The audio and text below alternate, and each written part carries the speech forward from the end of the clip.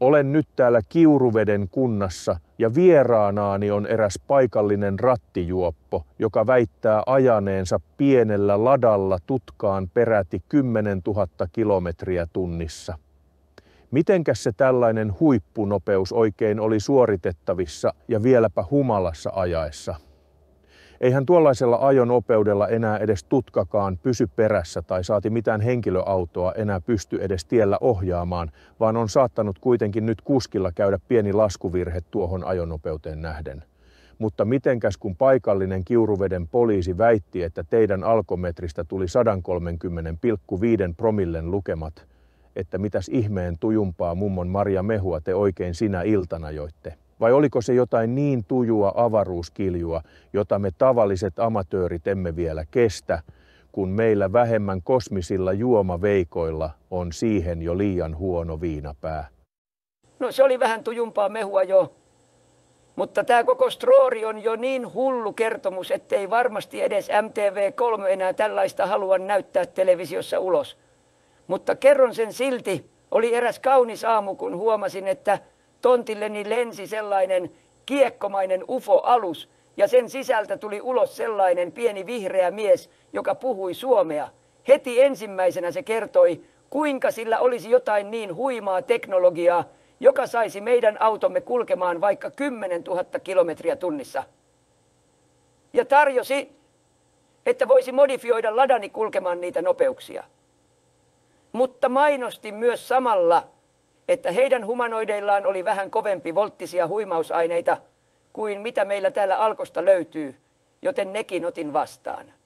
No johan oli kertomus. No pääsitkö sitten edes testaamaan heidän ufoja?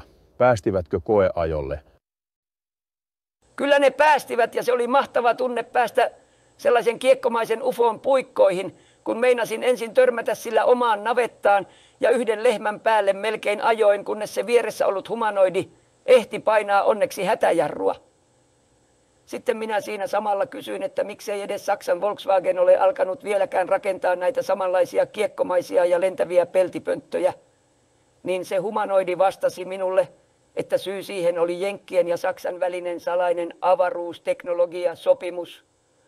Muuten kuulemma joku Matti Meikäläinen voisi lentää vaikka Helsingistä Mallorcalle pelkillä pikkukustannuksilla, koska toi heidän käyttämänsä Casimir-moottoriteknologia ottaa suoraan ilmakehästä sen polttoaineensa, vaikka niissä aluksissa on vielä se erillinen radioaktiivinen moottori, antigravitaatiokenno.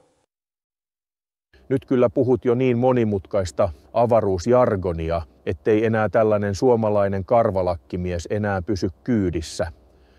Mutta kysyisin vielä siitä avaruuskiljusta, että kuka sitä siellä aluksessa oikein keitti ja minkälaiset varannot näillä humanoideilla sitä siellä oli olemassa? Siellä oli isot kipot sitä avaruuskiljua ja kaikki oli tarkoitettu vain ja ainoastaan viihdekäyttöön. Mutta kuitenkin UFOn kapteenilta sen käyttö oli ankarasti kiellettyä, koska muuten se alus olisi lentänyt päin rakennusten seiniä tai päätynyt jopa pahimmillaan linnunradalta ulos.